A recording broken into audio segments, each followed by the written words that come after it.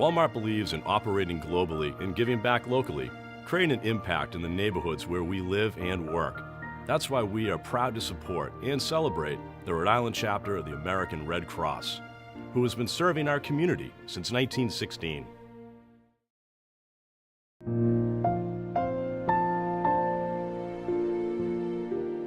In the years following the American Civil War and her time overseas tending to soldiers on the battlefield, Clara Barton committed to continue her caring for those impacted by the conflict and started the American Red Cross. At the Barton family home in nearby North Oxford, Massachusetts, her memory is still honored today.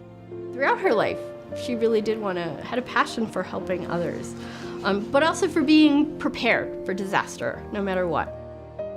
Evidence of that caring spirit is embodied in her nickname, Angel of the Battlefield, and can still be found here. This first aid kit is early 20th century, and this was one of Clara's passions later in life. The top part lifts up, and that is your actual first aid book that tells you what to do. And then the box itself opens up, and you have all the supplies inside. You know, she believed people needed to have basic first aid skills, and so she saw it as, an integral part of what the Red Cross could do. Stories about the work being done by the Red Cross were spreading quickly and soon made their way to Newport, Rhode Island.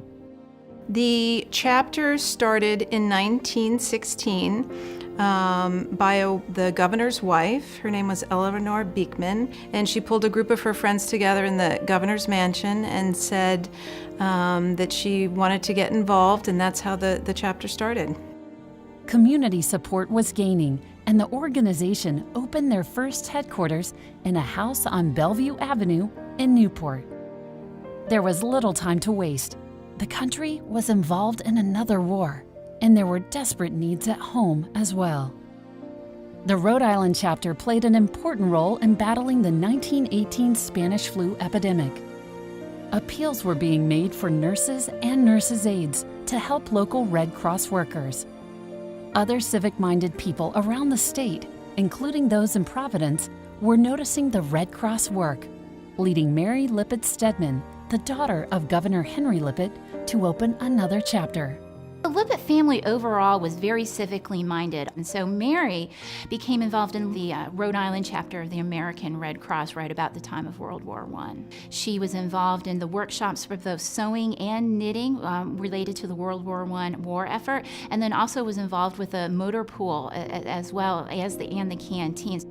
Other Rhode Island communities, like Westerly, were also joining the cause. The Rhode Island chapter gained national attention when Commodore Wilbert Longfellow established the Red Cross Life-Saving Corps. But he was a newspaper reporter. He was somewhat dismayed every spring, and maybe throughout the year, less or so, having to write stories about kids on a raft, or kids in a boat drowning. He started to research, and I guess he came up with a life-saving program and a water safety program. And he was approached by the Red Cross to head up the life-saving and swimming program for the Red Cross.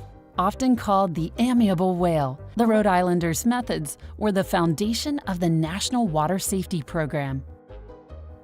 Over the years, the program has taught hundreds of thousands to swim.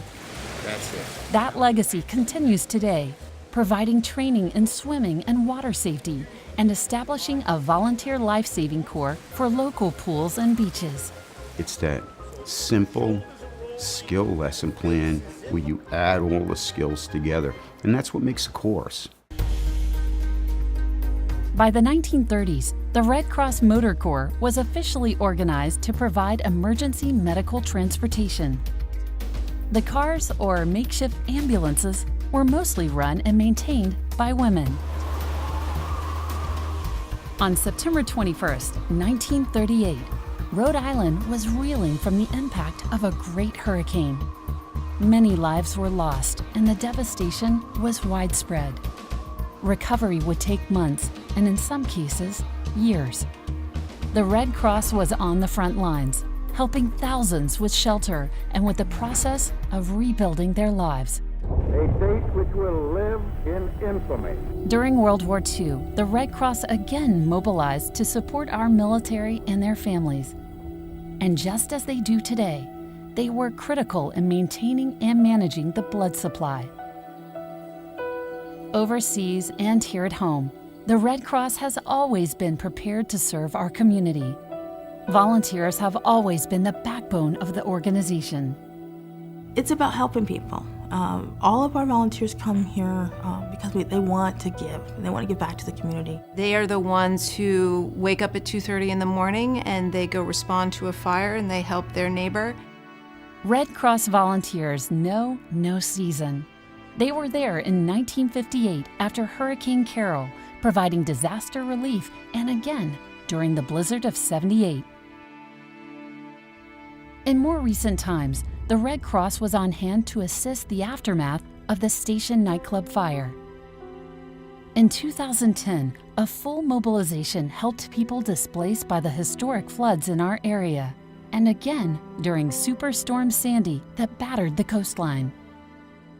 Today, the Rhode Island chapter regularly responds to assist families impacted by fire. Volunteers from our area also travel to other regions to provide disaster services. My responsibility as a caseworker was to listen to our clients, empathize with them, and be their advocate and get them in touch with the different kinds of help that they were eligible for. The commitment to help military families continues to be a top priority.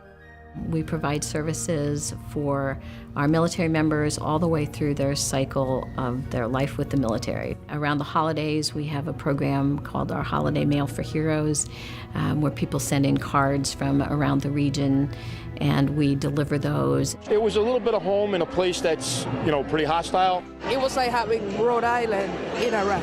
So it just chokes me up, We really are there to support them around the clock and around the globe today as well.